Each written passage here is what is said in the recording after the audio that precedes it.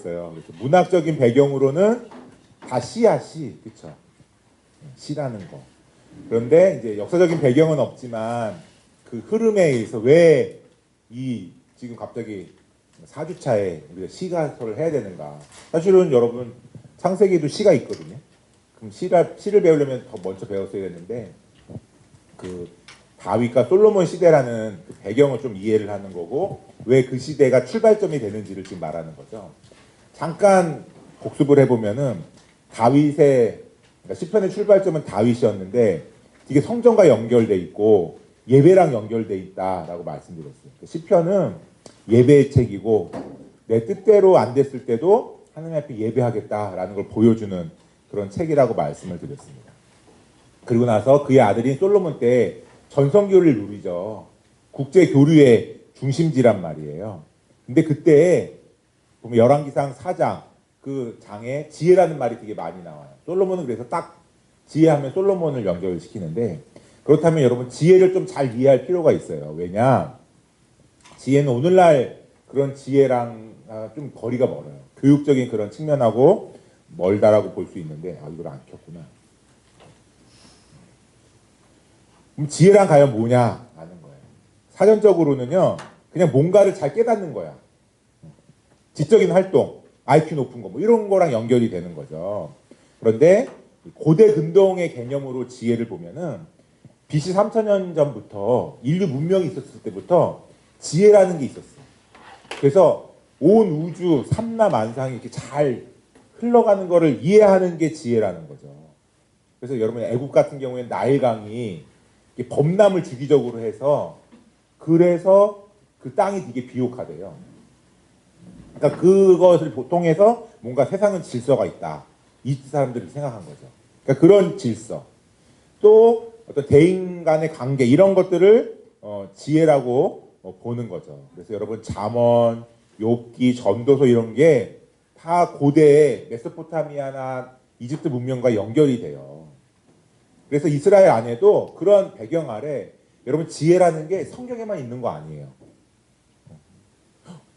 지혜는 되게 보편적인 거예요. 이 당시에는. 그래서 뭔가 훈련을 받으면 점점 잘해지는 건 다 지혜로운 거예요. 보면 요즘에 말씀사역 센터 간사님들은 화요일 날 먹두티를 하거든요. 주로 저 기동 공사를 하고 있어요. 근데 가면은 막 그 공사 용어를 쓸 때 나는 무슨 말인지 하도 이해가 안 가. 방언 쓰는 것 같아서 저 사람들끼리. 그러니까 저는 사실은 이렇게 뭐 이렇게 휴지 주거나 사다리 잡아주거나 이런 거 하거든요. 그런데 이렇게 못하지만 저도 거기에 뭐 계속 뭘 하다 보면은 저도 뭔가 이렇게 잘할 수 있을 거예요. 다 이런 게 지혜라는 거죠. 그래서 전도서 보면은 지혜인데 되게 부정적으로 말하고 있거든요. 근데 그게 다른 게 아니라 세상적인 평가로 말하는 지혜예요. 여러분 꼭 서울대 뭐 중요한 과 나와야지만 지혜로운 거냐? 그럴 수도 있지만 아닐 수도 있는 거죠. 요즘에 많이 경험하거든요. 그러니까 뭔가 뛰어나게 훈련을 통해서 잘하는 것들을 지혜라고 말합니다. PPT는요, 제가 강의 끝나고 학교 강의를 통해서 드릴게요. 그러니까 필기 막 너무 고민할 필요 없이 그냥 편하게 많이 들으시면 좋을 것 같아요. 아까 누가 질문하셔서 제가 말씀드리는 거예요. 근데 중요한 거는 성경이 말하는 지혜는 차원이 달라요. 그러니까 세상적인 지혜는 기술력, 뭐 과학 지식, 뭔가 뛰어나게 잘하는 것 그런 건 지혜인데 성경이 말하는 지혜는 좀 달라요. 그러니까 성경 안에서 지혜라는 단어가 나오면 이 지혜는 어떤 지혜인가 잘 볼 필요가 있어요. 그래서 전도서를 읽다 보면 그러니까 잠언을 읽을 때 지혜는 되게 좋은 느낌이 들거든요. 그러니까 갑자기 전도서를 딱 넘어가면 아니 지혜가 좋다는 거야 나쁘다는 거야 이해가 안 가. 그러니까 여러분 그걸 잘 분별할 필요가 있어요. 그래서 세상적으로 뛰어나게 잘하는 거 지혜예요. 근데 그 지혜를 하나님이 다 좋게 여기시지 않아요. 그게 되게 중요해요. 그래서 지금이 되게 오늘 강의에서 좀 전에 말했던 그 다윗의 시편과 함께 더불어서 오늘 강의의 포인트가 여기 있는데 성경이 말하는 지혜가 뭐냐 그러면 답은 되게 쉬운데 과정은 조금 복잡해요. 설명드릴게요. 제가 이거는 제가 첫 번째 간사 1년차 때 전도서 강의 준비하다가 이 복음과 하나님의 지혜라는 책에서 아 이게 하나님의 지혜구나라는 걸 깨달아서 거기서 갖고 온 거예요. 여러분 창세기 1장 2장을 보면 하나님과 우리는 어떤 관계예요? 되게 친해요. 이게 그 분위기상 어떠냐면 하나님과 동산을 같이 걸으면서 교제하는 사이예요. 그러면서 아담이 하나님을 통해서 자기를 보는 거지. 그리고 세상을 바라볼 때도 누구 시각으로 보냐면 하나님의 시각으로 보는 거예요. 저는 이 단어는 나와 있지 않지만 이거의 내용은 되게 동의해요. 이 장을 딱 읽어보면 하나님과 너무 친해. 여러분 친한 사람은요 관점이 비슷해지거든요. 부부들이 닮는다라는 말을 되게 하는데 외모가 닮기도 하지만 생각이 되게 닮아요. 그러니까 저도 아내랑 지금 이제 결혼하고서 이제 올해가 10주년이 되는 해라서 막 이벤트를 엄청 많이 했어요. 결혼 1년차 때 한라산 갔다 왔는데 10년 만에 또 한라산 갔다 오고 막 오름 몇 개 돌파하고 막 이런 거 하고 있거든요. 근데 부부 간에도 시간을 같이 보내야지 생각이 닮아가더라고요. 그래서 요즘에는 아내가 이렇게 나를 봐. 그럼 내가 뭘 줘. 그러면 아내가 깜짝 놀래. 그럼 나도 왜냐면 아내가 나한테 뭘 해달라고 얘기했는데 내가 그걸 해주고 있어. 그러니까 여러분 이게 교제를 많이 하다 보면 생각이 이게 공유되는 게 있는 것 같아요. 그러니까 하나님과 우리 사이가 처음엔 그랬다니까요. 하나님 우리한테 별로 말하지 않아도 우리는 하나님이 원하시는 걸 하는 존재였어요. 특히 음성 들을 필요도 없었을 것 같아 그때는. 그냥 음성이 들려. 하나님과 옆에만 있어도 뭔가 이렇게 느껴지는 거죠. 그런데 딱 3장으로 넘어가면 어때요? 창세기 3장으로 넘어가면. 뱀이 너 이거 먹으면 하늘처럼 돼 라는 말이 사실은 잘 읽어보면은요 이제는 하나님 필요 없다는 거예요. 하나님과 관계를 끊어버리는 거야. 네가 하나님 자리에 있으면 돼. 하나님 없이 결정할 수 있어. 이런 내용이거든요. 옛날에는 다 하나님을 통해서 자신을 보고 세상을 봤다면 딱 3장 선악과를 먹고 난 이유는 어떻게 되냐면 자기 마음대로 하는 줄 알았지만 그게 거짓인 거예요. 세상을 바라볼 때든 자기 자신을 바라볼 때든 어때요? 이제는 하나님의 시각이 아닌 게 들어왔어요. 단절되고 나니까. 그래서 세상에는요 성경에서 말하는 지혜는 하나님의 관점으로 보는 거예요. 그거를 경외라고 말할 수 있을 것 같아. 내 생각과 하나님의 생각이 달라. 그래도 하나님의 관점을 알잖아요. 그럼 그분의 뜻대로 하는 게 경외잖아요. 그러니까 하나님의 시각으로 보는 게 지혜죠. 그런데 잠언은 명확하게 얘기해요. 세상에 아무리 훌륭한 위치에 있어도 하나님 없이 판단하는 거 어리석다라고 말해요. 그러니까 전도서에서 말하는 부정적인 지혜는 딴 거 아니에요. 하나님 관점 없이 막 말하고 하는 것들이라고 볼 수 있어요. 그래서 창세기 2장에 보면 동산 중앙에 2장 9절에 보면은 생명나무와 선악을 알게 하는 나무를 하나님이 두셨거든요. 근데 하나님이 선악과 먹지 말라고 했잖아요. 그런데 3장을 보면은 죄 짓고 나니까 하나님이 동산을 막아버려. 왜 그래요? 생명나무까지 먹을까 봐. 그러니까 많은 사람들은 하나님 없는 생명을 원하죠. 그렇죠? 막 과학기술 발전하고 막 의료 만들고. 그래서 어떻게 보면 지금 점점 하나님 없는 천국? 이런 걸 꿈꾸는지 모르겠어. 옛날에는 모르면 신에게 물어봤잖아요. 요즘에 어떻게 해요? 검색하면 돼. 여러분 심지어요. AI한테 성경 물어보면 정말 사전적인 지식은 엄청 잘 빨리 알려줘요. 요즘에 성경 교사로서 딜레마에 빠졌거든요. 과연 난 뭘 전해야 되지? 왜냐하면 AI가 더 많은 지식을 갖고 있어요. 이제 성경 교사가 지식만 전달하면은 필요 없는 시대가 온 거예요. 요즘 고민 많이 해요. 그래서 제가 결론은 그렇게 사는 사람이 되지 않으면 이제는 의미가 없겠구나. 제가 아무리 뭐 다윗처럼 예배합시다 막 성경 지식을 퍼부어도 AI가 더 간략하게 얘기해 줄 수 있어요.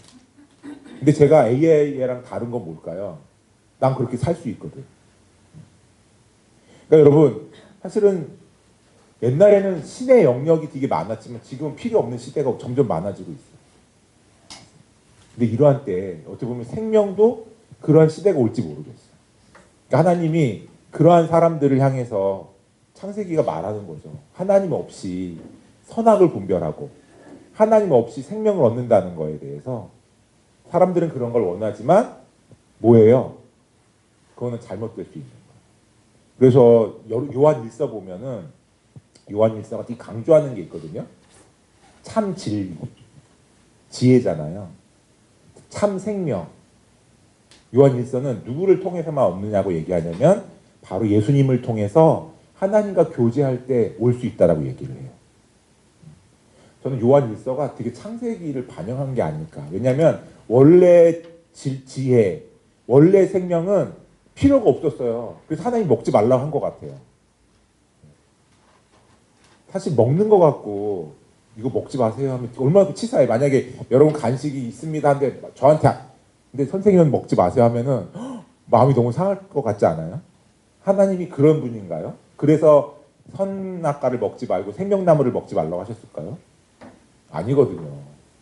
하나님과 교제하면 진리를 얻고 하나님과 교제하면 생명을 얻기 때문에 그걸 먹지 말라고 하셨다고 저는 생각해요.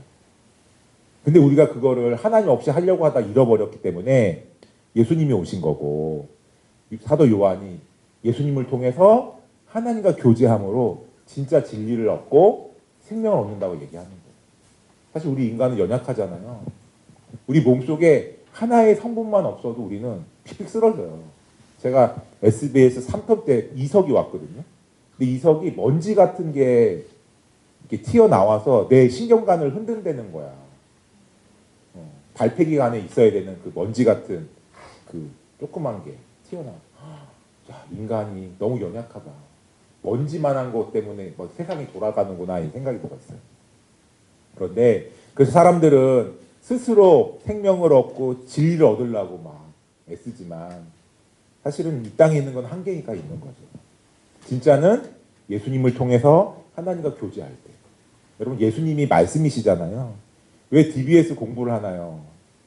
저는 SBS든 DBS든 성경 공부하시는 분들한테 우리의 최종 목적은 예수님의 말씀을 통해서 하나님과 교제하는 겁니다 라고 말하는 거거든요.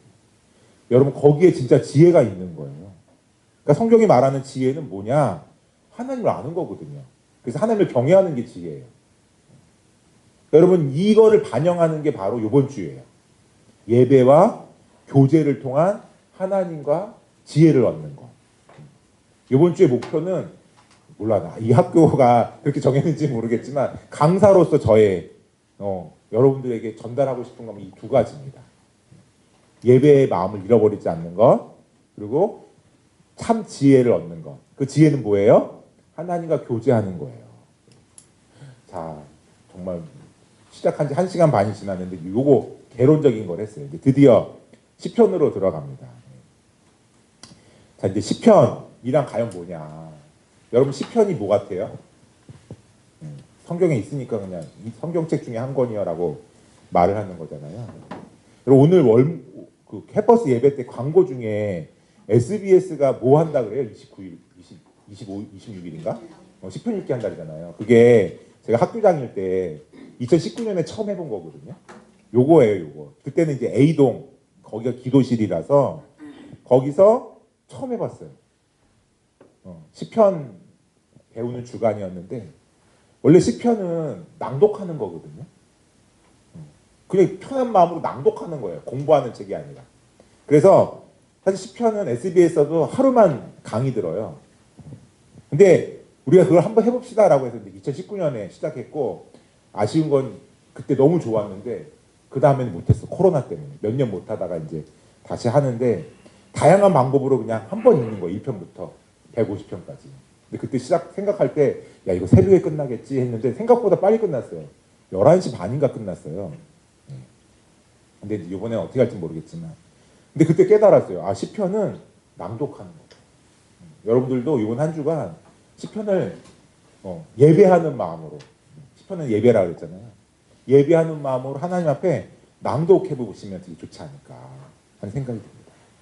근데 이제 우리가 낭독을 잘하기 위해서 정보가 필요하죠. 지금부터는 약간 낭독을 위한 정보라고 생각하시고 시편의 이름, 이 책 이름 안에 시편에 대한 이해가 들어가 있거든요. 우리는 이제 시편이잖아요. 이 제목은 사실은 영어 성경에서 온 거죠. 죄송합니다. 영어 성경에서 온 거죠. 그래서 피는 묵음, 그래서 Psalms, 뭐예요? 시들 이게 영어 제목이잖아요. 근데 이 영어 제목도 사실은 헬라어 구약 성경에서 왔어요. 뭐냐면 푸살모스. 이것도 시예요, 시. 그러니까 시편이라고 생각하면 우리는 다 시라고 생각해. 그런데 이 히브리어 성경은요, 시편의 제목은 테힐림에서 온 거고 테힐라의 복수거든요. 근데 이 테힐라가 뭐냐면 찬송 사실 찬송 노래. 원래 시편에는요 음악이 다 있었어. 근데 음악은 사라지고 글자만 남았지.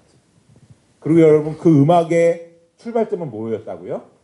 예배하는 거예요. 예배하는 거. 사실 오늘은 시편은 시작을 월요일 8시 반부터 시작한 것 같아요. 왜냐하면 우리가 예배 드렸잖아요. 그리고 저는 오늘 기도학교 학생들이 하는데 제가 나이가 들었는지 왜 이렇게 귀여운 거야, 막 애들이. 예. 막 실수해도 너무 귀엽지 않아요? 근데 저는 사실은 오늘날 예배를 드릴 때 많은 사람들은 막 프로페셔널, 물론 저는 그게 필요하다고 생각해요. 예배 드리다가 막 연주자가 삑사리 나고 이러면은 되게 거슬리잖아요. 집중 안 되고. 하지만 하나님은 그 중심을 보시는 거죠. 저는 하나님의 아빠 마음 갖고 우리 예배를 보실 거라는 생각이 들어요. 그러니까 시편의 출발은 시가 아니야, 글자가 아니라 노래였고 예배였다라는 겁니다. 자, 그러면 시편의 구분에 대해서 좀 볼 텐데요. 여러분 시편을 한번 보시면 시편은 몇 권으로 되어 있는지 혹시 아시나요? 그렇죠, 5권으로 되어 있어요. 되게 특이하지 않아요? 딴 책들은 모세 오경이라고 해도 각각의 책이 이렇게 구분되어 있는데 시편 자체는 5권이나 구분을 해놨어요. 근데 그 이유가 있는데요. 이스라엘 역사랑 같이 해요. 역사. 바로 이 열왕도표. 네, 여러분. 구약과 지금 여러분 다음 주부터 이제 열왕도표를 쭉 나갈 텐데 여러분 몇 주 안에 이 열왕의 왕들과 예언자들을 공부할 여러분들을 격려합니다. 왜냐하면 무수한 정보가 막 쏟아져요. 머리가 너무 아파. 근데 이제 SBS는 한 텀을 하는데 우리 DBS는 한 3주 할까? 막 이런 4분의 1 시간 안에 이걸 다 한다니까 여러분들을 격려합니다. 화이팅. 근데 중요한 건 여러분 정보는 그냥 정보고 그 안에서 하나님 마음을 보는 게 되게 필요하거든요. 근데 중요한 건 시편은 이 시대를 반영하고 있어요. 출발점은 누굴까요? 여기 보면 다윗이 되겠죠. 그러면 1111년. 저는 이제 1110년이라고도 보거든요. 그러니까 열왕기의 이 왕들의 연대는 1, 2년 차이가 있어요, 여러분. 그거에 대해서 막 너무 어려워 생각하지 마시고. 아무튼 1110년이나 1111년 이 사이에 다윗이 이제 처음으로 유다의 왕이 되잖아요. 헤브론에서. 그러고 나서 10년을 지나고 나서 이스라엘 전체 왕이 되잖아요. 그러니까 여러분 그 시대가 지금 출발점이 된다라고 보시면 됩니다. 그런데 일권은 언제 모아지느냐? 바로 다윗이 죽고요. 여기 보니까 솔로몬이 즉위할 때. 여러분 열왕기상 3장을 보면 다음 주에 할 거거든요. 열왕기상 3장을. 근데 보면은 다음 주에 그 열왕기를 할 때 이제 제가 보는 관점에서 되게 중요한 기준점이 되는 장이 열왕기상 3장이라고 생각해요. 저는. 왜냐하면 열왕기서를 보면 왕들이 다윗처럼 정직했다. 이 평가가 되게 중요해요. 근데 그 정직이 뭐예요? 우리는 도덕적인 관념으로 혹은 법적인 관념으로 거짓말 안 하는 것만 정직이라고 생각하잖아요. 근데 성경은 좀 다르더라고. 한번 열왕기상 3장을 볼까요? 열왕기상 3장.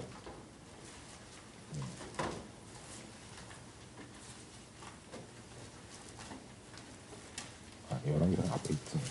열왕기상 3장 보면은 6절을 같이 한번 읽어볼까요? 6절. 6절, 3장 6절. 같이 읽겠습니다. 시작. 솔로몬이 이르되 주의 종 내 아버지 다윗이 성실과 공의와 정직한 마음으로 주와 함께 주 앞에서 행함으로 주께서 그에게 큰 은혜를 베푸셨고 주께서 또 그를 위하여 이 큰 은혜를 항상 주사 오늘과 같이 그의 자리에 앉을 아들을 그에게 주셨나이다. 솔로몬이 딱 왕돼 보니까 자기의 기준은 자기 아버지가 돼야 되겠다는 생각을 하는 거예요. 근데 다윗이 여러 가지 모습이 있잖아요. 근데 그 모습 가운데 솔로몬이 딱 보니까 하나님과의 관계인 거야. 보니까 여기서 뭐라고 얘기하냐면 다윗이 성실과 공의와 정직한 마음으로 주와 함께 주 앞에서 행함으로. 그러니까 이 단어 중에 정직을 갖고 온 거죠. 후대 왕들을 평가할 때. 그러니까 저는 이 열왕기서에서 말하는 정직은 열왕기상 3장 6절 솔로몬의 고백에 나와 있는 이 3장 6절이라 생각해요. 그리고 그 핵심은 주와 함께 주 앞에서. 여러분 그런 마음이 솔로몬한테 있었던 거예요. 물론 11장으로 가면 솔로몬이 완전 타락해갖고 3장에서는 여호와를 사랑해서 1000번제를 드리지만 11장에 가면은 이방 여인을 사랑해서 하나님 음성을 아예 못 들어. 하나님 2번이나 나타나셨는데도 못 알아먹거든요. 되게 슬프죠 인생이. 근데 아무튼 여기를 보면 이런 기준이 있었어요. 그래서 솔로몬은 아버지가 죽고 나니까 이제 아버지 때 예배를 한번 정리를 하고 싶어서 한 거고, 그때를 뭘로 보냐면 시편 1편으로 우리가 생각이 돼요. 그러니까 다윗 때 있었던 여러 시들을 솔로몬이 한번 모으는 거죠. 그리고 나면 여러분 솔로몬이 하나님을 떠났기 때문에 하나님이 내리신 징계는 뭐냐 하면 다윗을 봐서 너 때는 아닌데 네 후대 때는 나라가 나뉘어질 거야. 그래서 10지파가 떨어져 나갈 거야 라고 말씀하시는 게 열왕기 상에 나와요. 그리고 나면 이제 남과 북이 나뉘어지거든요. 그런데 역대하를 보면 르호보암 왕 때, 그러니까 솔로몬 죽고 나면 솔로몬의 아들 중에 르호보암이 남유다의 왕이 되고 그 10지파가 여로보암을 왕으로 추대하거든요. 근데 여로보암이 왕이 돼서 자꾸 사람들이 예루살렘을 가는 거야. 하나님께 예배하려고. 그게 너무 못마땅해갖고 어떻게 하느냐? 어떻게 할까요? 예루살렘 못 가게 하려고 북이스라엘의 가장 북쪽인 단과 가장 남쪽인 베델에 금송아지를 만들어 놓고 자 이제 예루살렘에 갈 필요가 없어요. 일로 가면 됩니다. 라고 얘기를 하는 거예요. 여러분 여로보암이 너무 안타까워요 저는. 왜냐하면 여로보암도 하나님과 언약에 의해서 왕이 됐거든요. 근데 막 마음속에 두려운 거야. 사람들이 날 떠나면 어떡하지? 근데 그 두려운 마음을 가지고 하나님 앞에 나아갔으면 되는데 그 두려움을 어떻게 자기 생각대로 고안해낸 게 금송아지를 만들어내는 거예요. 되게 안타깝지 않습니까? 저는 그래서 열왕기를 보면 왕들이 두려워서 짓는 죄가 되게 많아요. 여러분 죄라고 하니까 뭐 우상 숭배하고 막 이런 것만 생각하잖아요. 음란하고 막 이런 것만. 물론 그게 죄지만 하나님을 놓으면 다 죄거든요. 근데 그 하나님을 놓는 순간이 뭔 줄 아세요? 놀랍게도 두려움 때문이에요. 두려움만. 그러니까 여러분 두려움은 누구에게나 있어요. 두려울 때 그 마음을 갖고 하나님께 나아가면 그게 지혜가 되는 거고, 두려울 때 내 생각대로 하면 그게 금송아지를 만드는 거예요. 그래서 여러분 이 여로보암 북이스라엘 여로보암에 있는 레위인들이 다 남쪽으로 내려가. 이걸 따라갈 수 없잖아요. 그래서 역대하를 보면은 3년여의 부흥이 있어.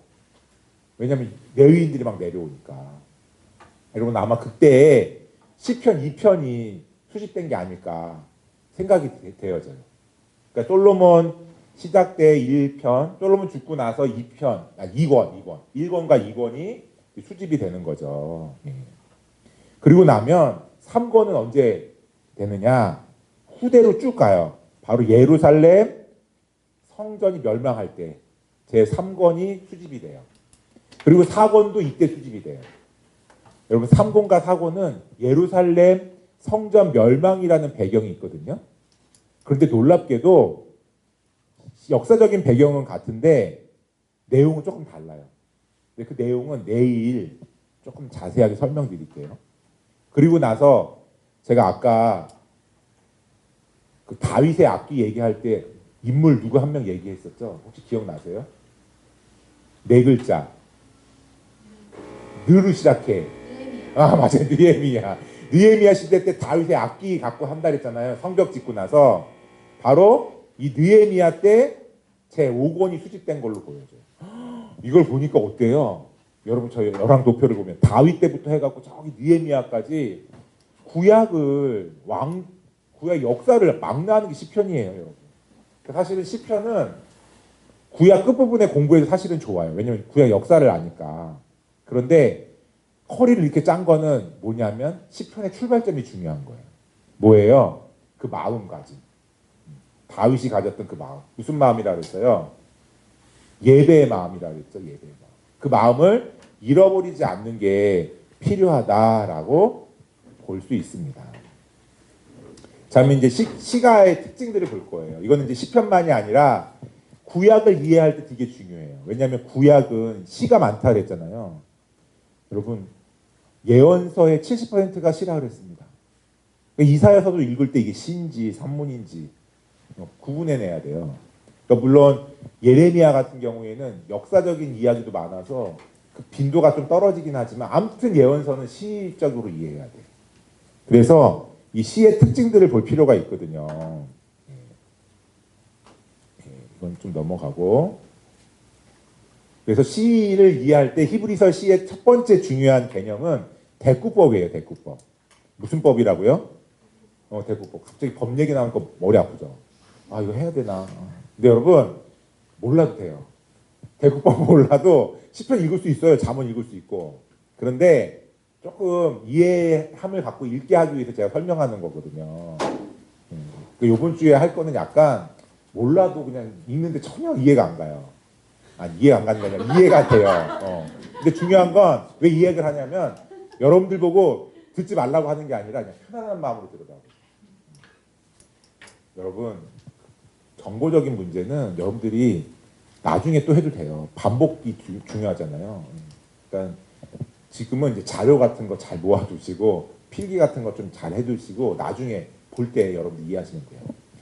그러니까 대꾸법이 있어요. 대꾸법이 이게 어려운 것 같지만 사실 어렵지 않고요. 이 두 개의 문장이 있는데 혹은 이제 그거의 짝을 이룬다라는 게 대꾸법이에요. 그러니까 그런 거 있잖아요. 제가 이제 어른들이 엄마 아빠가 막 뭐라고 하면은 아이가 어쩌고저쩌고 얘기하면 엄마들 주로 뭐라 그래요? 야, 너 말 대꾸 하는 거야? 그러잖아요. 그러니까 대꾸는 뭐예요? 뭔가 얘기가 있으면 거기에 내가 맞받아치는 게 대꾸법이야. 그렇죠? 그거를 생각하시면 돼요. 그래서 동이라는 게 뭐냐면 같은 뜻, 그러니까 같은 뜻으로 맞받아치는 것 이런 뜻이라고 보면 될 것 같아요. 그래서 두 번째 행위, 첫 번째 거를 조금 다르게 표현하는 게 동의대꾸법이에요. 너무 쉬운 건데 말을 법자 붙이니까 어렵죠. 그러니까 이 19편 1절 같이 한번 읽어볼까요? 시작. 하늘이 하나님의 영광을 선포하고 궁창이 그의 손으로 하신 일을 나타내는도다. 여기 보면 같은 의미가 반복되는 거예요. 그래서 하늘, 궁창, 선포, 나타내는 거. 이런 식으로. 근데 재밌는 건 요 가운데. 사실 우리가 하나님의 영광이라는 거를 막 신학적으로 보면 뭐 히브리어 단어로는 뭐 카베드 그 무게를 나타내고 막 이렇게 복잡하게 설명할 수 있지만 그냥 시는 단어 하나 딱 던지면서 느낌으로 전달하는 거잖아요. 근데 뭐냐면 그의 손으로 하시니. 그러니까 사람이 아무리 하나님의 영광을 드러낸다 할지라도요. 근데 하나님이 만드신 것 안에 다 그 영광이 들어져 있어요. 그러니까 저는 우리의 예배를 받으신다. 우리의 예배를 통하여 영광 받아 주시옵소서. 사실은 하나님은요, 우리가 올려드리는 영광이 필요하지 않으신 분이 아닌가요? 왜냐하면 그분이 하신 일 자체에 하나님의 영광으로 가득해. 오히려 인간은 그 영광을 어떻게 해요? 깨부수죠. 그러니까 저는 이게 참 놀라운 면인 것 같아요. 근데 하나님 우리를 너무 사랑하시니까 받아주는 거예요. 아이를 키우다 보니까 가끔 제가 이제 제 동생이 먼저 결혼을 해서 조카가 있었거든요. 근데 우리 엄마가 그 조카를 보더니 야, 얘는 천재 아닐까? 그러는 거예요. 그래서 내가 이렇게 봤어. 근데 난 속으로 이런 생각이 들었어. 저 정도는 다른 애들도 다 하던데? 이런 생각이 드는 거예요. 그런데 할머니나 엄마 아빠는 어떤 생각이 들어요? 우리 애는 천재야. 다 잘해. 근데 이제 시간이 지나면서 이제 성적표라는 게 나오면서 이제 그게 환상이 깨지는 거죠. 근데 하나님은요, 그 어린아이를 바라보는 그 아버지의 마음이 우리한테 있는 거죠. 우리가 하는 게 다 이뻐 그냥. 그래서 원래는 스스로 영광이 충만하신데 그냥 우리가 좀만 예배해도 그걸 받으시는 분이신 거죠. 그러니까 이 10편 19편 1절은 거기에 대해서 지금 하나님에 대해서 이야기를 하고 있습니다. 또 10편 2편 3절을 보면 우리가 그들의 맨 것을 끊고 그의 결박을 벗어버리자 하는도다. 근데 이게 별거 아닌 구절인데 이 구절 안에 뭐예요? 대꾸가 있어요. 그래서 누군가 대꾸를 설명할 때 이렇게 얘기하시더라고요. 박수 치는 거. 그러니까 계속 비슷한 거 두 개 갖고 운율을 만들어야 돼요. 이게 우리나라 말에는 사실은 반복이라는 걸 통해서 운율이 생기듯이 이 히브리 안에는 이런 게 있어요. 특히 여러분 이제 수요일쯤에 할 잠언은 거의 이런 대꾸가 많아요. 대꾸법. 그러니까 이 대꾸법이 같은 걸 반복한 뭐예요? 동의 대꾸법인 거고, 그쵸? 뭐 이런 게 있어요. 시간이 없으니까 막 넘어갈게요. 또 여러분 같은 말 대꾸법이 있으면 무슨 말 대꾸법도 있을까요? 반대말 대꾸법도 있는 거예요. 그래서 반의 대꾸는 그런 뜻이에요. 그래서 대조예요, 대조. 이거는 다른 거를 표현해요. 특히 잠언에 많아요. 그래서 유순한 대답은 분노를 치게 하여도 대꾸를 해야 돼. 근데 뜻이 다른 대꾸. 과격한 말은 노를 격동하느니라. 이게 전혀 반대말이잖아요. 그렇죠? 근데 어떻게 해요? 대꾸를 이루는 거예요. 잠언 10편 10장 1절 지혜로운 아들은 아비를 기쁘게 하거니와 미련한 아들은 어미를 근심하게 한다. 이런 식으로 대꾸인데 반대 뜻을 나타내는 대꾸가 있다. 여러분 이사야에도 대꾸가 있어요. 소는 그 임자를 알고 나귀는 그 주인을 알건만은, 이 말을 하나님이 얘기하시는데 여기에 대꾸가 있어요. 뭐냐면 이스라엘은 알지 못하고 나의 백성은 깨닫지 못하는 거다. 이것도 대꾸인 거예요. 예언서에 이런 대꾸법들이 있습니다. 그다음에 이제 종합적인 대꾸가 있는데, 저는 이걸 책을 읽다가 그러면 반이랑 동의가 섞인 건가? 이런 건데 그런 의미가 아니라 서로 보완하는 거거든요. 근데 저는 그냥 이렇게 읽어요. 원인과 결과로서 대꾸를 얘기하는 거예요. 그래서 51편 13절 그리하면 내가 범죄자에게 주의 도를 가르치리니 죄인들이 죽게 돌아오리이다. 이게 동의 대꾸 같지만 사실은 어때요? 주의 도를 가르쳤기 때문에 어떻게 돼요? 돌아오잖아요. 그러니까 정확하게 얘기하면 원인과 결과야. 그러니까 이런 식으로 대꾸법이 이제 종합적인 대꾸다. 우리가 너무나 잘 아는 시편 1편 오직 여호와 율법을 즐거워하여 그 율법을 주야로 묵상하는도다. 그러니까 이게 동의 대꾸 같긴 하지만 즐거워하기 때문에 어떻게 해야 돼요? 묵상하는 거죠. 제가 이제 묵상 사역으로서 항상 사실 묵상을 매일 한다는 게 쉽지 않은 것 같아요. 피곤하고 막 늦게 일어나면 묵상 못한 날도 많거든요. 근데 제 마음속에 묵상이 즐거워졌으면 좋겠다. 그 기도 제목이 있어요. 그러니까 이것도 보면 이런 식으로 종합적인 대꾸를 이루는 거죠. 원인과 결과로서. 그다음에 이제 상징 대꾸. 어떤 한 가지 말에 비유법을 얘기하는 거예요. 42편 1절 하나님이여 사슴이 시냇물을 찾기에 갈급한 같이 내 영혼이 주를 찾기에 갈급하나이다. 그러니까 내 마음을 누구랑 비교하는 거예요? 사슴. 사실은 사슴이 이렇게 막 갈급한가 우리는 못 느끼죠. 왜냐하면 우리는 동물원에 있는 주로 사슴을 보잖아요. 제주도에 보면 가끔 이런 아이들 유치하기 위해서 동물들 풀어놓거든요. 자동차 박물관을 갔는데 거기 사슴이 있더라고. 거기 사슴들은 눈이 흐리멍텅해요. 왜냐하면 사람들이 먹을 거를 주니까. 그런데 광야에 있는 사슴들은 다르다 그러더라고요. 왜냐하면 거기는 정말 그걸 찾아서 막 갈급하는 것들. 그러니까 그걸 비유로 지금 얘기를 하는 거죠. 그러니까 이런 식으로 비유로 대꾸하는 게 상징 대꾸법. 그다음에 상승 대꾸법은요. 점점 분위기를 고조시키는 거예요. 그래서 29편 1절 2절 너희 권능 있는 자들아 영광과 능력을 여호와께 돌리고 돌릴지어다. 여호와께 그의 이름에 합당한 영광을 돌리며 거룩한 옷을 입고 여호와께 예배할지어다. 예. 여러분 영광을 돌리다가 돌리고의 영광을 최종적으로 돌리는 데는 어딘가요? 이걸 보면 예배인 거죠. 여러분 우리가 막 시상식에 보면은 막 연예인들 이 상에 하나님께 영광 돌립니다 막 그런 거 하잖아요. 근데 그런 걸 보면은 막 절망감 빠지죠. 나는 상을 못 받는데 하나님께 뭘로 영광을 돌려야 되지? 여러분 전혀 걱정할 게 없어요. 최고의 영광은 뭐예요? 예배인 거예요. 금메달 100개보다 더 귀한 게 예배인 거예요. 그렇죠? 그런 거를 통해서 알 수 있습니다. 그다음에 이제 교차 대꾸라고 해서 구약에 되게 많이 표현되거든요. 그래서 이제 데칼코마니식으로 해서 근데 이럴 때 보면은 이 교차 대꾸의 중요한 거는 안 보였구나. 이 처음과 끝이 중요한 거죠. 하나님이 나의 산성되신다. 뭐 이런 식으로 해서 이런 교차 대꾸법이 있습니다.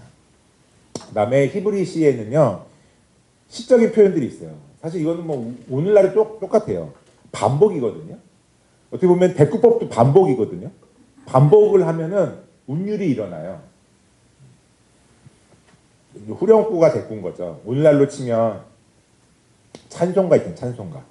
찬송가 1절, 2절, 3절 하면 후렴 있잖아요. 그러니까 약간 그런 걸 생각하면 돼요.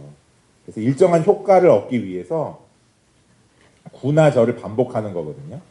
대표적인 게 136편이에요. 26절까지 있거든요. 근데 거기 보면 그 인자하심이 영원함이로다. 이게 26번 반복되고 있어요. 이런 식으로 계속 뭔가 중요한 거. 그러니까 뭔가 계속 앞에 얘기하지만 136편은 하나님의 인자하심이 영원하다라는 것을 나타내기를 원한다라는 거예요. 그 다음에 시편 67편에 보면은 하나님이여 민족들이 주를 찬송하게 하시며 모든 민족들이 주를 찬송하게 하셔서 이게 반복된다라는 거예요. 이런 후렴구가 반복이고요. 그 다음에 이제 인클루지션 포함인데요. 이게 보면 시편 8편 여호와 우리 주여 주의 이름이 온 땅에 어찌 그리 아름다운지요 라고 선언을 하고 끝에 이걸 다시 한번 얘기를 해요. 또 시편 103편에 보면은 1절과 22절 내 영혼아 여호와를 송축하라 라고 시작을 하고 송축하라 라고 끝나요. 대부분 요 반복이 주제를 포함하고 있습니다. 그 다음에 여러 비유적인 표현이죠. 여러분 잠언은 또 이제 많은 부분에 있어서 히브리 시는요 대꾸법이 되게 시적인 표현이 많이 보여요.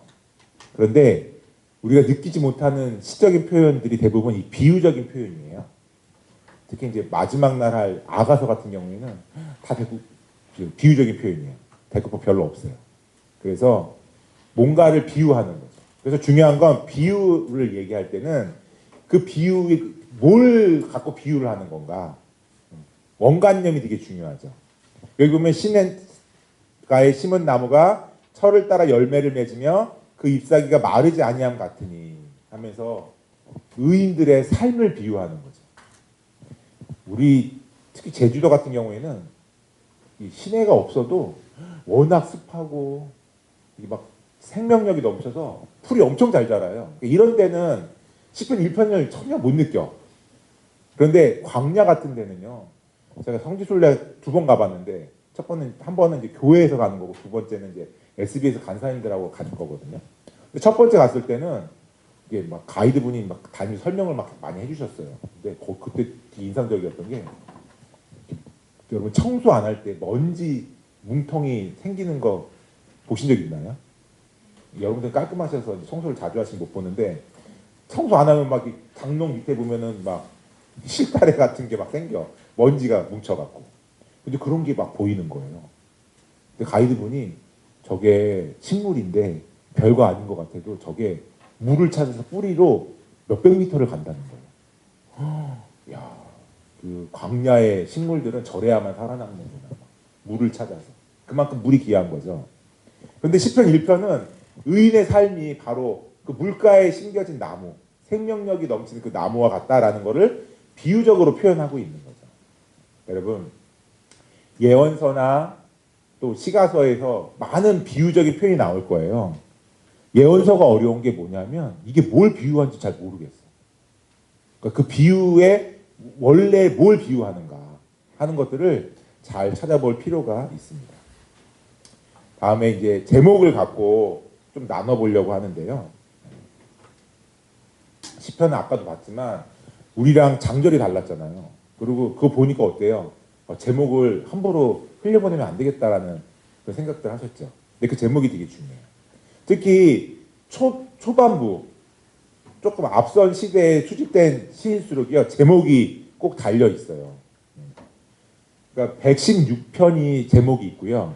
34편은 제목이 없어. 그래서 1권 같은 경우에는 4개 빼고 다 제목이 있고요. 2권은 2개 빼고 다 제목이 있어요. 3권도 다 제목이 있어. 근데 이제 후대에 4권과 5권은 제목이 없는 시들이 많아요. 왜 시에 제목이 없냐면요. 1편과 2편은 그 자체가 시편의 서론 역할을 하거든요. 그래서 1편과 2편은 그래서 제목이 없어요. 그런데 다음 시들하고 앞선 시랑 연결된 시편들은요, 제목이 없는 거예요. 대부분. 그래서 제목이 없는 시는 앞에 시랑 연결되고 있구나라고 보시면 될 것 같습니다. 그래서 사실은 이 제목은 4가지 용도가 있대요. 근데 오늘날 우리랑 상관없는 용도가 너무 많아. 주로 아까도 얘기했지만 이 시편이 어느 자리에서 있었다 그랬어요. 예배의 자리. 음악이 있었다 그랬잖아요. 그런데 오늘날은 음악이 사라졌거든요. 그래서 보면 지휘 방법으로 제목이 붙은 것들이 있어요. 그래서 대표적인 게 이제 영장으로 이런 제목들. 보면 이거는 영장이란 말이 감독이란 뜻이 있거든요. 감독? 여기 보면 에스라 이게 3장 8절 9절인데요. 예루살렘 성전 건축과 관련된 본문이에요. 여러분 공사 현장에는 감독이 필요하죠. 어이 김씨 그렇게 하면 안 돼요. 막 이렇게 얘기하잖아요. 그러니까 그런 감독. 근데 여러분 음악에서의 감독은 뭐가 있을까요? 지휘자인 거죠. 그러니까 지휘했다라는 표시인 거예요. 그 다음에 이거는 현악입니다. 이건 관악입니다. 이런 표현들이 있어요. 그 다음에 뭐 스민이 이런 단어가 나오고 이건 뭔 말이냐. 이거는 팔도에 맞춘 이런 뜻인 거예요. 그 다음에 뭐 깃딧, 새벽 암사슴에 가락에 맞춘 소사님, 방언도 아니고 무슨 말인지 모르겠어. 근데 아무튼 그 당시에 다양한 연주법을 표현을 한 거예요. 그러니까 이게 이스라엘 지금부터 여러분 BC 1000년이면은 지금으로부터 3025년 전이야. 그러니까 우리랑 전혀 다르겠죠. 악보도 다를 거고 뭐 연주법도 다를 거예요. 근데 그런 것들이 그 당시엔 있었는데 글자만 남았구나라는 것들을 통해서 볼 수 있습니다. 그리고 이게 어떤 곡의 형태다라는 것도 보여줘요. 그래서 미즈모르, 노래, 사랑의 노래, 올라가는 노래, 찬송시, 기도 이런 표현들이 나온다. 또 설명은 알 수 없지만 뭐 믹담, 마스길, 시가yon 이런 표현들이 나와요. 이게 다 어떤 곡의 장르가 아니었을까. 그래서 하박국 3장 같은 경우는 시가요느라는 표현이 나오는데 이런 걸 통해서 하박국은 성전에서 음악을 연주하는 사람이 아니었을까라는 생각을 갖게 됩니다. 근데 이제 중요한 건 이제 3번째죠. 개인이나 집단의 경험이 제목에 표현되어 있어요. 여러분 그 시편이 무슨 경험에 의해서 나온 건지 알 수 있는 거라는 거예요. 그래서 주로 여기 연결되어 있는 사람은 다윗이죠. 다윗. 그래서 다윗의 특별한 경험들. 아까 3편 읽을 때 제목이 그거였잖아요. 시편 3편. 뭐였죠? 그렇죠. 압살롬. 여러분 그 사무엘 하 14, 15장 이런 부분에 압살롬 얘기 나오잖아요. 여기 보면 3편을 그냥 제목 없이 읽으면 저자가 뭔가 어려운 일을 만났나 보다. 특히 그 어려움이 사람 문제였나 보다. 관계 문제인가 보다. 누군가 이 사람을 괴롭히나 보다라는 생각이 들잖아요. 그런데 딱 제목을 놓고 보면 그 사람이 누구야? 자기 아들이야. 그러니까 정말 친한 관계에서 오는 배신감. 이 사람을 죽일 수도 없고 살릴 수도 없고 그렇죠. 그러니까 원래 그 사도라는 영화 봤어요? 그 송강호랑 유아인 씨 나온 영화. 그 영화 보면 왜 영조가 사도세자를 왜 죽였는가 하는 걸 알 수 있는데 왜냐면 그 사도세자가 칼을 들고 영조한테 막 달려가거든요. 근데 여러분 그 행위 자체가 반역이에요. 근데 그 반역은 판결이 뭐냐면 삼족을 멸하는 거야. 그러면 여러분 왕 가문이 삼족이 다 사라지는 결과를 맞이하잖아요. 그러니까 그 재판이 있기 전에 아예 그냥 그 옷장 같은 데 가둬놓고 죽이는 거죠. 판결이 있기 전에. 그러니까 이게 영조의 슬픈 마음인 거죠. 왜냐하면 이 아들을 정식으로 재판을 하면 그 아들까지 다 죽어요. 손자도. 근데 그런 일을 하기 전에 이제 일을 마무리하려는 그 마음이 그 영화에 나와 있었어요. 근데 마찬가지예요. 여러분 다윗이 자기 반역하는 압살롬을 어떻게 대할 거야? 막 살려는 줄 알았는데 요압이 죽이잖아요. 그러니까 그런 슬픈 이야기를 담고 있는 거죠. 그러니까 여러분 이 시편을 보면 제목을 갖고 여러분들이 공부했던 사무엘 상하를 갖고 연결해서 보시면 될 것 같습니다. 그다음에 이제 이 시편이 어떤 용도로 쓰였는지 보는 거예요.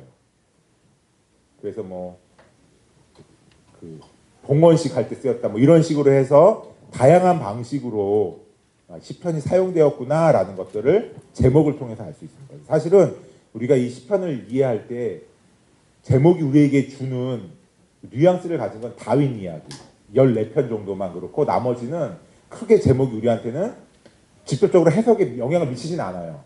하지만 중요한 건 뭐예요? 이걸 통해서 알 수 있는 거는 시편은 예배하는 거구나. 근데 또 재밌는 건 어때요? 좋은 것만 예배하나요? 이게 되게 중요한 것 같아요.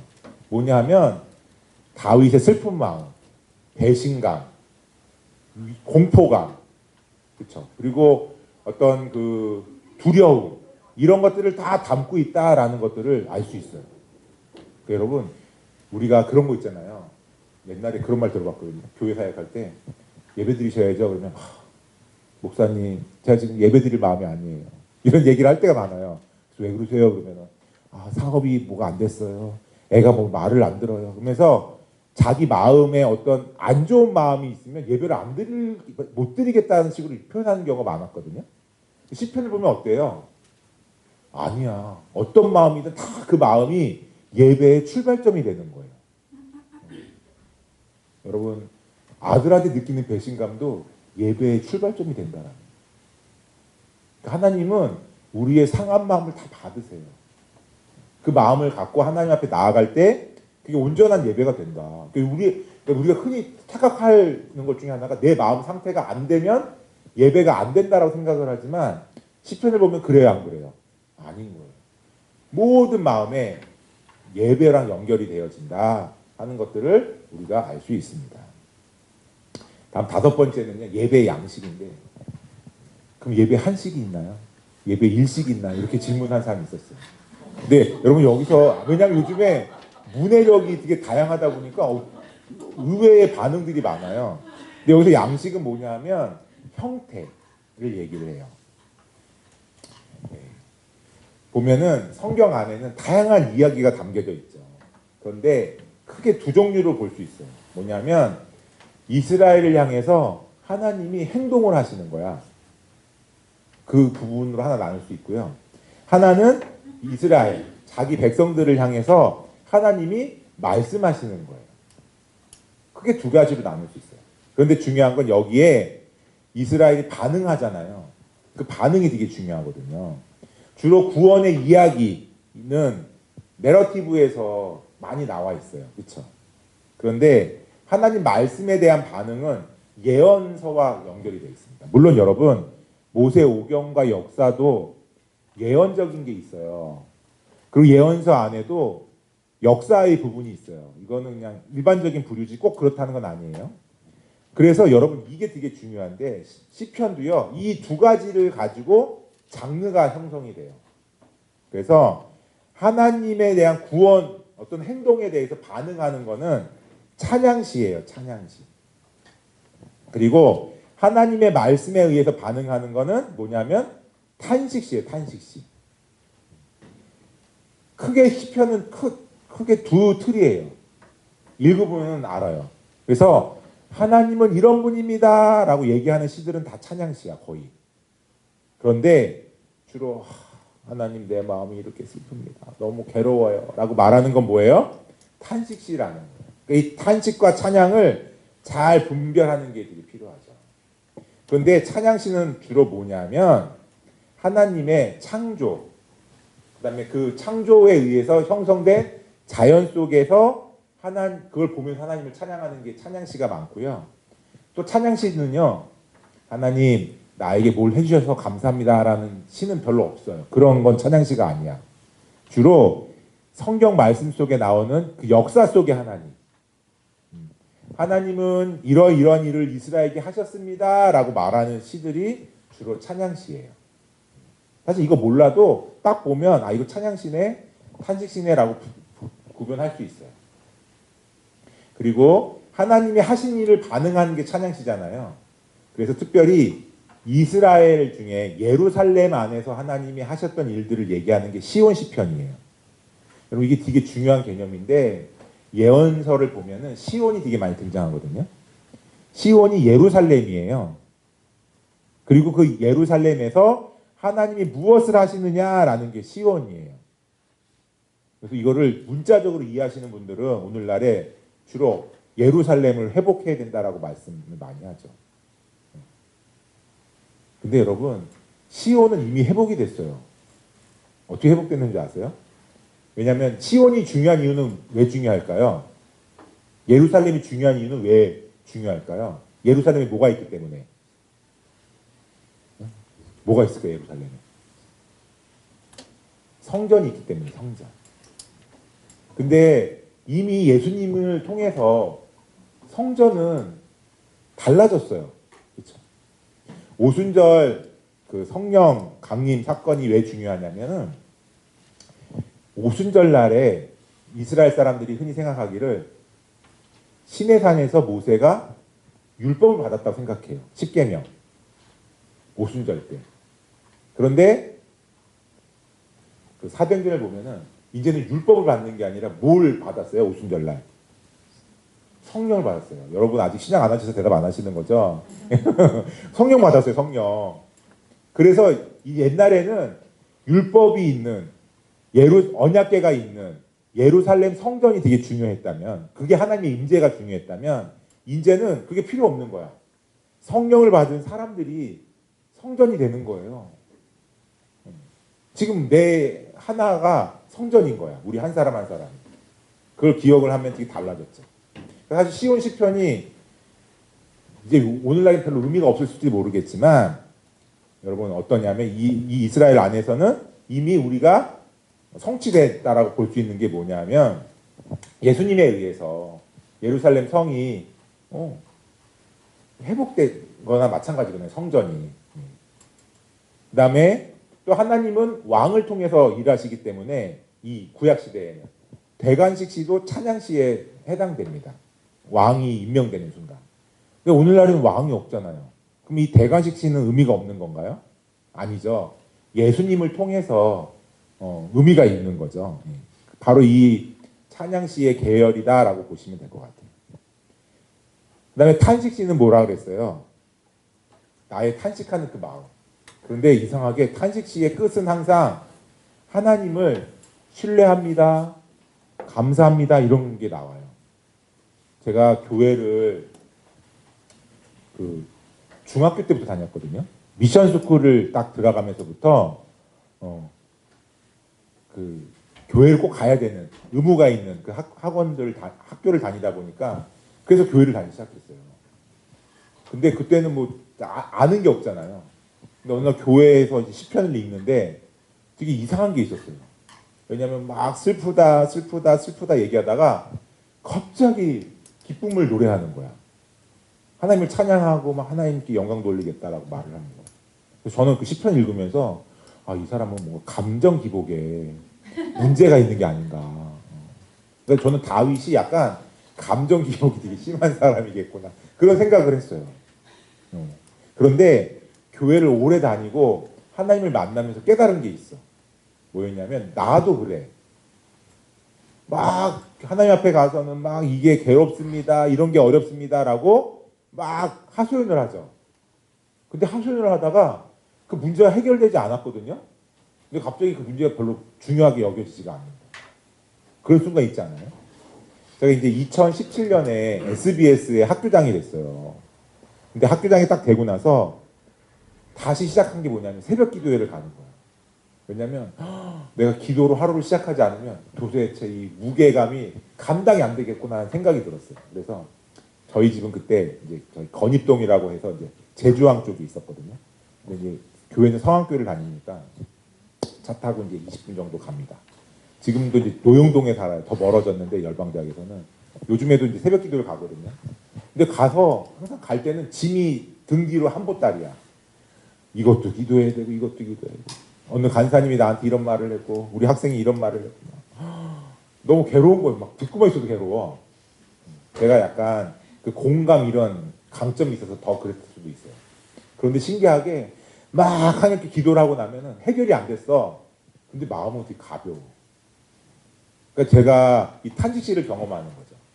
탄식시는 바로 그래요. 막 보면은 이 하나님이 뭐라고 얘기하시지 않아도 갑자기 바뀌는 그 전환점이 탄식시 안에 들어있거든요. 그래서 탄식시에서 나오는 게 바로 신뢰시예요.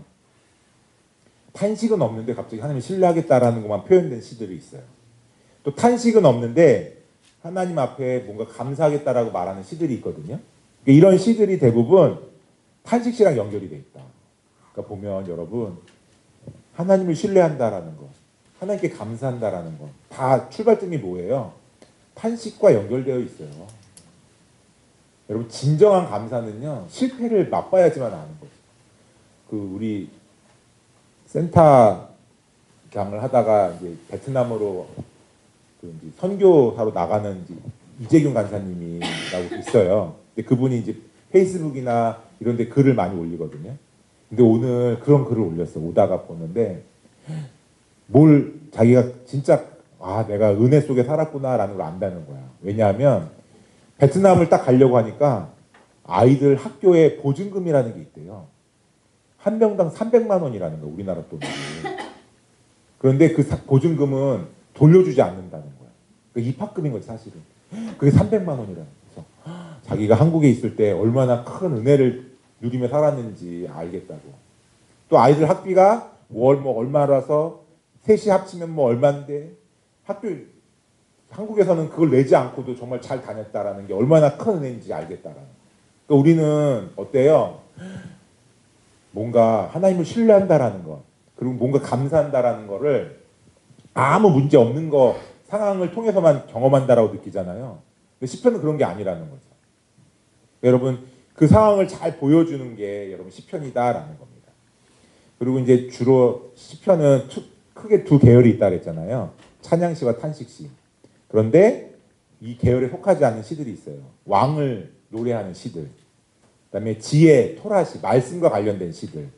그다음에 예배 의식시. 이런 것들은 이제 탄식시에도 속하지 않고 찬양시에도 속하지 않는 그 영역들이다라고 보시면 될 것 같습니다. 자, 그러면 이제 찬양시인데요. 제가 약간 고민이 됐어요.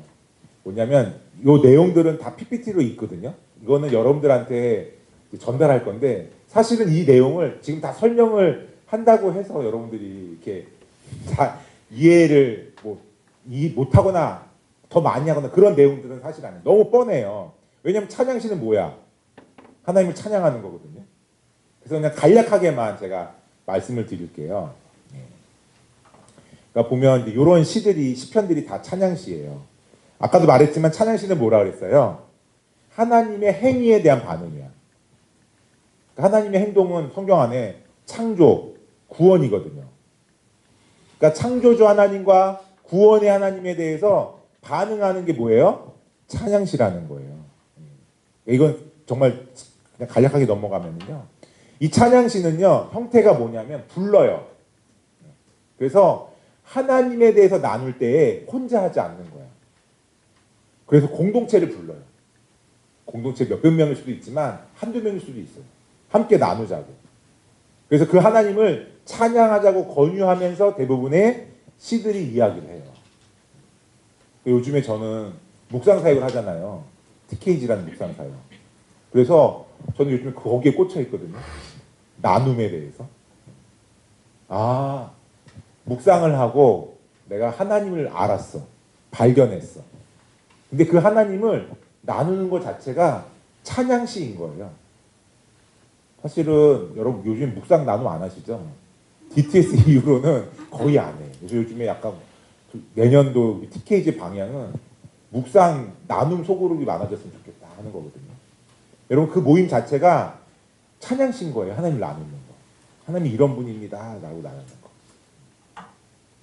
그래서 찬양시들은 대부분 모여서 함께 하나님을 나눕시다 라고 얘기해요. 그러면서 그 하나님의 주권, 성품, 행동, 주로 그 행동은 창조와 구원의 하나님이신 거죠. 하나님이 어떤 능력이 있으신지, 어떤 성품을 갖고 계시는지, 어떤 일을 하시는지 그걸 드러내는 게 찬양시예요. 그리고 나면 앞서 했던 것들을 다시 한번 반복하면서 자신의 소원을 아뢰고 확신을 표현하면서 찬양시는 마무리예요. 사실 우리가 오해하는 게 있는데 찬양시 하면은 내 개인적으로 나는 이게 기뻐요 라고 말하는 거를 찬양시라고 생각하잖아요. 아니에요. 나의 어떠함과는 상관없어.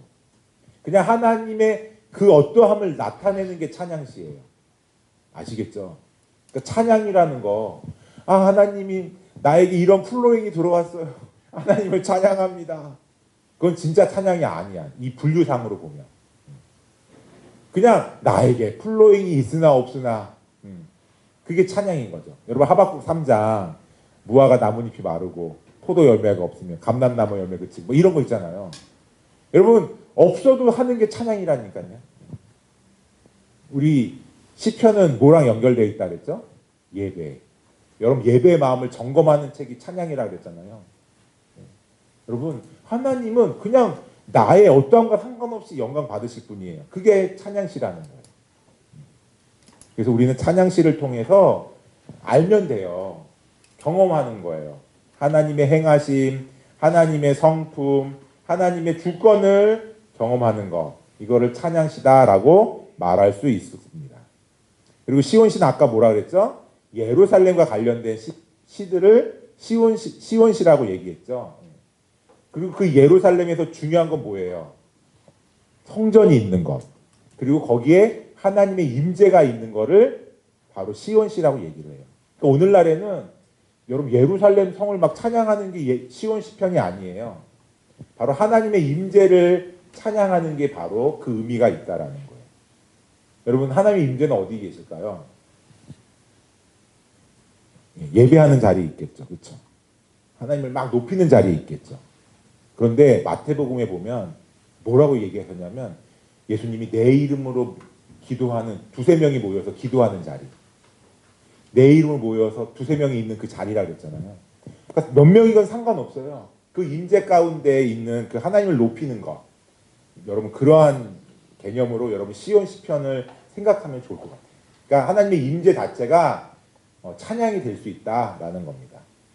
그리고 이제 찬양시의 이제 마지막 부분인데 대관식 시예요. 왕을 세우시는 장면. 그래서 사실 오늘날에는 왕이 없잖아요. 근데 그 왕을 인정하라, 왕을 찬양하라 하는 그 자체가 여러분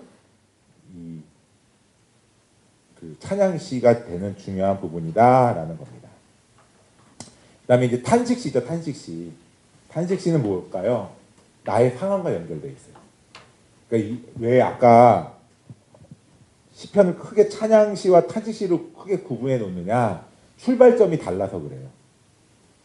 찬양시는 나의 어떠함과 상관없어요. 뭐예요? 그냥 하나님의 어떠함. 하나님의 어떠함. 그런데 탄식시는요, 내 상황이 출발점이 돼요. 시편이 되게 감사한 건 만약에 탄식시가 없이 찬양시만 있었으면 너무 힘들었을 것 같아요. 우리 인간은 항상 하나님의 어떠함만 보고 살지는 않잖아요. 그렇죠? 나의 어떠함. 나 감기 걸리는데 어떡하지? 나 재정이 점점 없어지는데 어떡하지? 뭐가 없는데 어떡하지? 근데 하나님은 그냥 너무 높아. 근데 시편은 이 양쪽이 다 담겨져 있다라는 거예요. 그래서 탄식시를 좀 살펴보면 그냥 딱 보면 알아요. 슬픔, 어려움. 근데 이제 크게 두 분류인데 공동체적으로 어려운가? 개인적으로 어려운가? 그러니까 공동체적으로 민족이 어떠한 위기의 상황을 만나서 탄식하는 경우도 있고요. 개인적으로 육체적인 질병, 죄책감, 하나님이 너무 안 보여요. 그다음에 원수가 나를 괴롭혀요 하는 그런 문제들이 있다라는 거예요. 사실은 이 민족 탄식시나 개인 탄식시나 큰 차이점이 없어요. 그냥 하나님을 불러요. 아까 찬양시는 어떻게 있어요? 사람들을 불러요. 어떻게 하자고? 함께 찬양하자고. 우리의 어떠함과 상관없이 하나님을 함께 노래해요 하는 게 찬양시였다면, 그래서 사람들을 부른다면 탄식시는 뭐예요? 하나님을 불러요. 왜 부르느냐? 괴로우니까 불러요. 그러니까 여러분들도 제가 여러분들을 거의 처음 보는 것 같아요. 이렇게 몇 명. 물론 지나가다 봤겠죠. 왜냐하면 옆방이잖아요. 보면 우리는 신발을 신고 들어가는데 여러분들이 이제 신발을 벗고 들어가면 항상 죄송한 게 요 앞에 지나갈 때 저쪽 계단은 상관없는데 여러분들이 요쪽 계단에서 신발을 벗는데 우리는 신발을 신고 들어가니까 이제 신고 이렇게 지나가니까 항상 좀 죄송한 마음으로 여러분들을 저는 보고 있거든요. 근데 이제 여러분들 사실 오늘 처음 봤죠. 그래서 여러분들이 뭐가 괴로운지 이 DBS를 하는 4주차에 나는 뭐가 괴로운지 그런 걸 전혀 모르겠어요. 그런데 모르긴 몰라도 아마 다 어려운 건 있지 않을까요? 그렇죠? 그렇다고 해서 막 어려움을 상기시키라는 말은 아니에요. 그냥 다 그럴 거라고 추측하는 거예요. 그런데 이 탄식시의 출발점은 바로 그 자리에 있다. 나의 어려움이 출발합니다. 그래서 그 나의 어려움으로 끝나는 게 아니라 그 나의 어려움을 갖고 하나님을 부르는 것에서부터 탄식시는 시작을 합니다. 그래서 막 불평을 쏟아내는 거예요. 그래서 우리, 그들, 당신을 향해서 막 불평을 하면서 어찌하여 언제까지 도대체 이런 문제들을 갖고 해결을 해주지 않으실 거예요 라고 이야기하는 게 탄식시다라는 겁니다. 그래서 탄식시에는 고난이 담겨져 있고 원수들이 담겨져 있습니다. 그래서 사실은 적이 누군지는 몰라요. 밝히진 않아요. 보면은 3편 같은 경우에는 압살롬이라고 제목에 밝혀 있지만 딱 제목만 가리면 그게 누군지 모르겠어요. 근데 아무튼 여러분 다윗이 왕이었는데 또 솔로몬도 시편을 적거든요. 모세도 시편을 적거든요. 근데 아무튼 성경에 많은 인물들이 탄식을 하고 있다 하는 겁니다. 그런데 문제는 탄식시는 거기서 끝나지 않아요. 하나님을 만나는 것으로 끝나거든요. 근데 그 하나님을 만날 때에 마음에 신뢰가 들어오는 거죠. 누구를 향한 신뢰예요? 하나님을 향한 신뢰예요. 갑자기 분위기가 밝아져요. 막 어둡다가. 그러니까 이런 반전이 있는 게 탄식시다라고 말할 수 있을 것 같습니다. 그리고 하나님 앞에 이렇게 나는 하나님을 찬양하겠습니다라고 다짐하는 그런 모습들이 여기에 담겨져 있습니다. 그래서 이 탄식이 없는 부분, 신뢰만 있는 시들도 탄식시에서 나온 거고요. 또 탄식이 없는 감사만 나온 것도 탄식시에서 나왔다라고 보시면 될 것 같아요. 그래서 여러분 이러한 시들을 통해서 우리가 하나님이 멀리 있는 것 같지만 결국 하나님과 가까워지는 것들을 이제 우리에게 알려주는 것이 탄식시다라고 볼 수 있습니다. 그다음에 이제 제왕시, 왕에 대한 이야기거든요. 근데 여러분 왕의 생애라고 하지만은 오늘날은 우리 왕이 없잖아요. 근데 우리가 고백하는 예수님을 믿는 사람만이 고백하는 왕이 있죠. 바로 예수님이죠. 그래서 시편이 생각보다 신약에 많이 인용되거든요. 근데 그 신약과 연결해서 왜 시편을 인용했느냐? 바로 이 왕이신 예수님의 그 모습들이 이 시편에 담겨져 있는 거예요. 그러니까 생각보다 여러분 시편 안에는 예수님이 왕이신 예수님으로서 담겨져 있습니다. 그리고 고난받는 예수님도 나와 있거든요. 엘리엘리 라마 사막다니. 여러분 그게 시편에 있어요. 그러니까 이렇게 시편 안에는 예수님이 담겨져 있습니다. 그 다음에 시편은요. 하나님 말씀을 찬양해요. 그게 지혜의 토라 시편이거든요. 그러니까 지혜의 시에는 찬양이나 탄식의 소리가 없지만 그 하나님 말씀에 대한 그런 경외함, 이 말씀으로 내가 이렇게 살아가겠다 하는 그런 것들이 담겨져 있습니다. 그 대표적인 토라 시편이 1편, 19편, 119편이다라는 겁니다. 네, 그리고 이제 거의 오늘 마지막 부분인데요. 예배 의식시예요. 시편은 예배 속에 진행되었다라는 겁니다. 그래서 오늘날 여러분 찬송가에 보면 교동문 있잖아요. 교회들이 요즘에 교동문 하는 교회도 있고 안 하는 교회도 있긴 하지만은 이렇게 번갈아 가면서 낭독하는 그런 시편들. 그래서 예배의 자리에 대해서 알려주는 그런 모습들이 담겨져 있습니다. 자, 오늘 몇 가지 이제 할 건데 내일 시편 조금 하고 잠언 내일 진행을 할 거예요.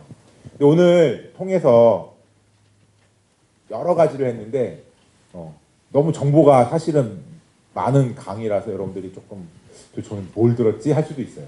근데 이제 아까도 말했지만 PPT는 정보는 여러분들한테 곧 드리겠지만 좀 이 시간을 보내면서 여러분들이 놓치지 말았으면 하는 면이 있는데요. 뭐냐면 시편이 왜 출발했을까 하는 거예요. 뭐였죠? 예배 자리. 그렇죠. 예배 자리. 감사해요. 그리고 그 예배 자리의 출발점이 다윗이라는 인물이 있어요. 다윗이 하고 싶었던 건 뭐라 그랬어요? 성전 짓는 거. 어떻게 보면 그게 다윗의 엄청난 업적이 될 수도 있잖아요. 건물에 그 사람 이름이 붙는 게 얼마나 큰 영광이에요. 우리 맘스타돌, 맘스타돌 박사가 누군지도 몰라 우리가. 근데도 밥 먹을 때마다 그 사람을 생각하잖아요. 여러분 건물이라는 게 그 사람의 업적이 될 수도 있어요. 그런데 여러분 그 업적에 대해서 하나님이 막으시고 오히려 어떻게 돼요? 너 하지 마. 그랬을 때 다윗이 하나님을 향하여서 서운해하지 않고 어떻게 해요? 하나님을 예배했다. 그러니까 예배는 그 마음을 잃어버리지 않는 게 있어요. 다윗이 하나님을 너무나 사랑하는 사람으로서 그 마음을 잃어버리지 않고 오히려 그 마음으로 계속해서 하나님께 예배했다라는 게 시편의 출발점이라는 거예요. 이제 아마 내일 앞부분 시간에 시편이 끝날 텐데 여러분 그 마음을 우리가 잃어버리지 않는 게 되게 중요한 거예요. 그러니까 저는 되게 시편 강의 되게 많이 하거든요. 시편을 잘하는지 못하는지 모르겠지만 그냥 시편 연구했다는 것만으로 그냥 많이 강의 요청을 주세요. 근데 제가 항상 강의하고 나서 점검하는 거는 이 강의에 내가 합당한 사람인가? 나는 그렇게 예배를 하고 있는가? 하는 게 되게 저에게 숙제가 되고 있는 것 같아요.